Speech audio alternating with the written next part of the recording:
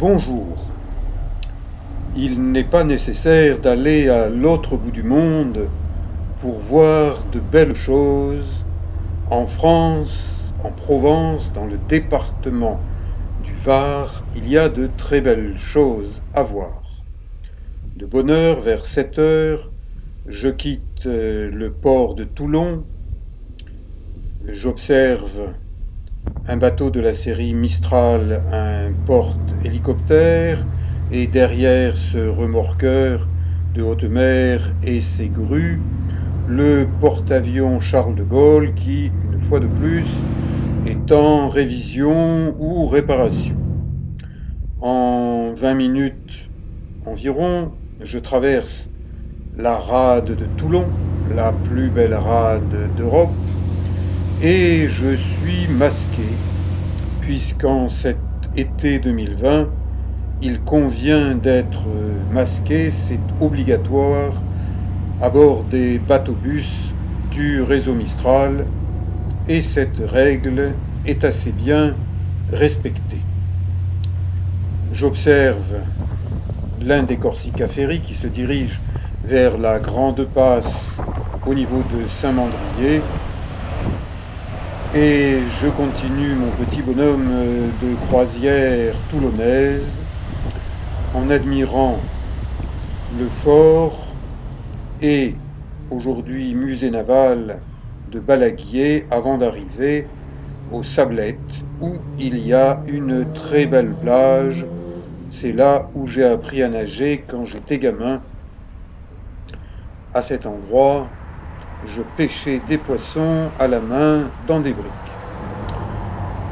Je change, je passe du bateau au bus, toujours du réseau Mistral, et donc pour une petite somme d'argent, eh bien, je n'ai pas besoin de voiture, je voyage bien autour de Toulon, j'admire de beaux paysages, ici la lagune du Brusque, commune de Sifour-les-Plages, le Gao du Brusque, c'est le coq qui chante en fonction du vent et de l'état de la mer.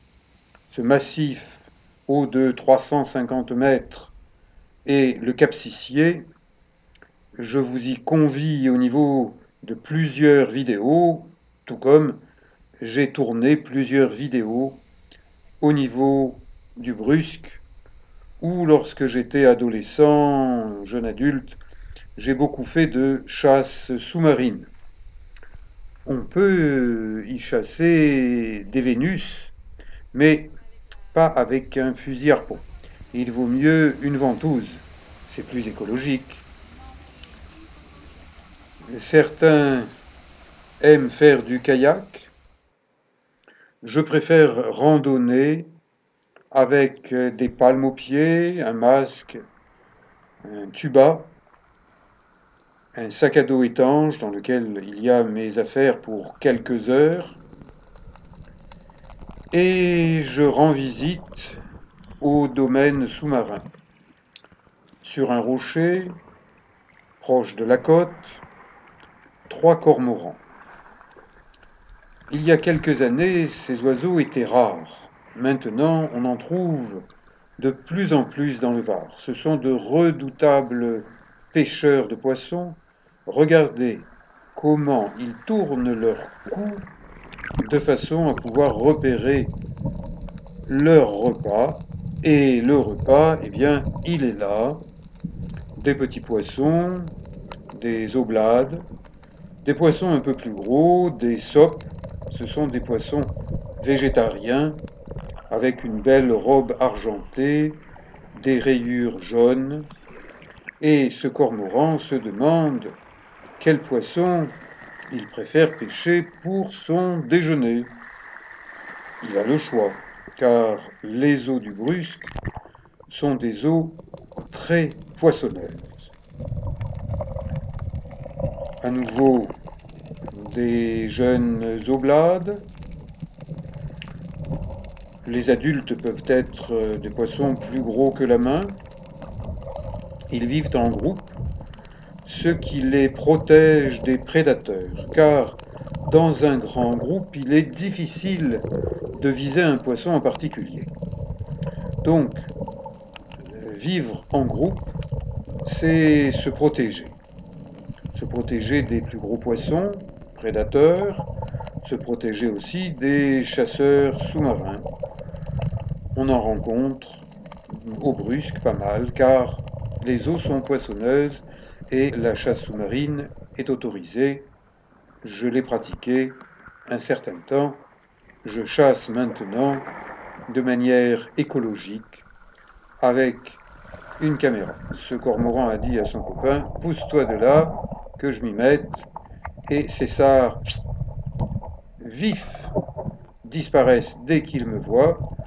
Ces mulets accélèrent, et puis se disent, ah, il n'a pas de fusil sous-marin, ce bipède palmé, donc il n'est pas bien méchant, alors calmons-nous, on peut se laisser filmer, c'est pas avec ça qui va nous faire mal.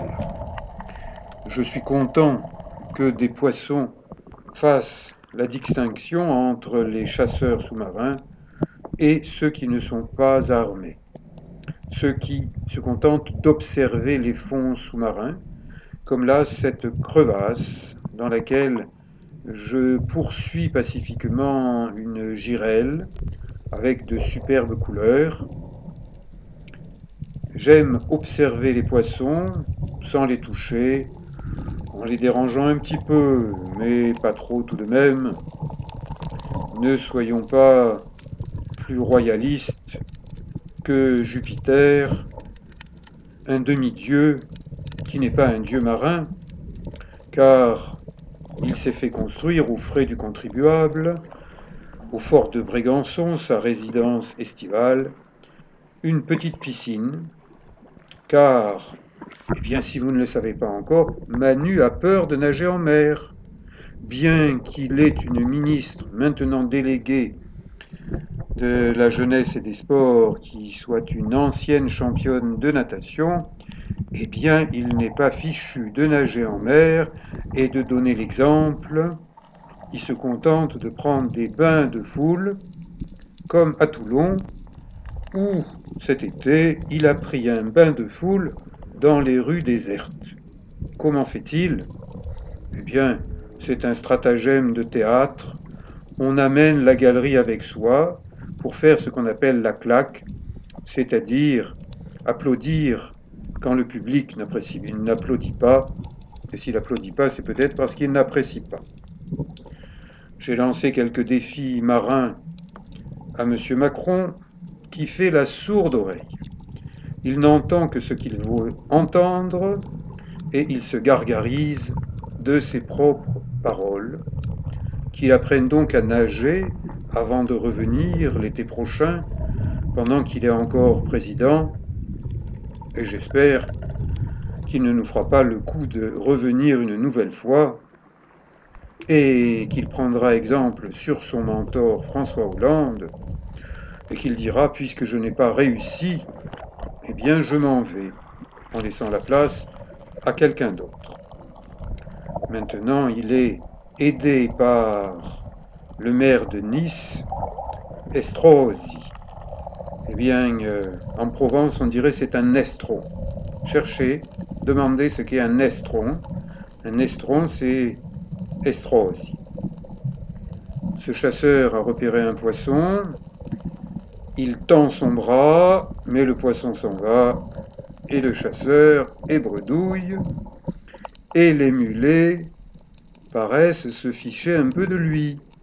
Il lui tourne autour en disant « Tu ne nous as pas eu ».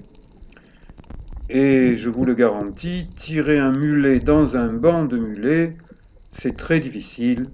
Il est beaucoup plus facile de tirer un poisson isolé.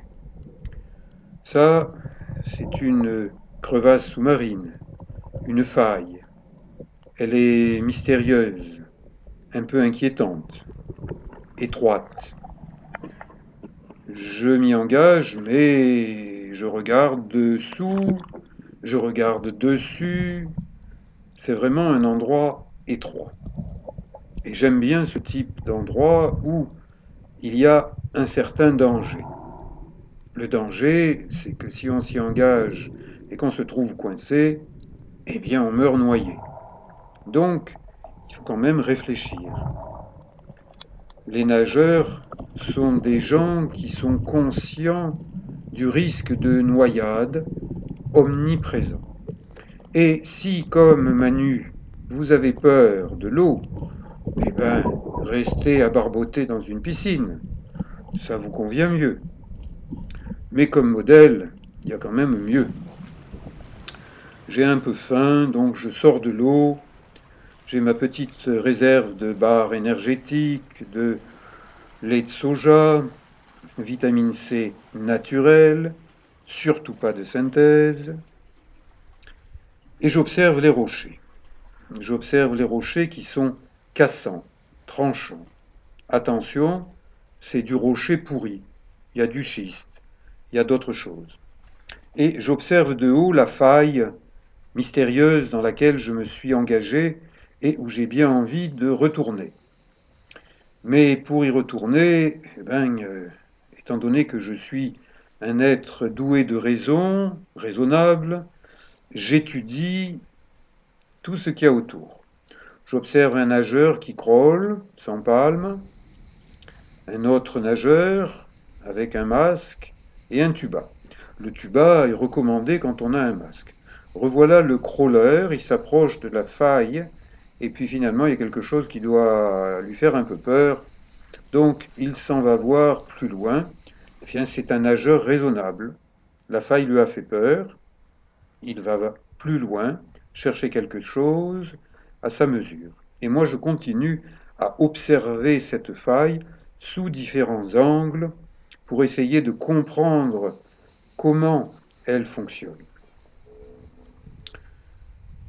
En fond de tableau, une petite colline, c'est l'île des Ambiers, où je vous invite à me suivre dans une autre vidéo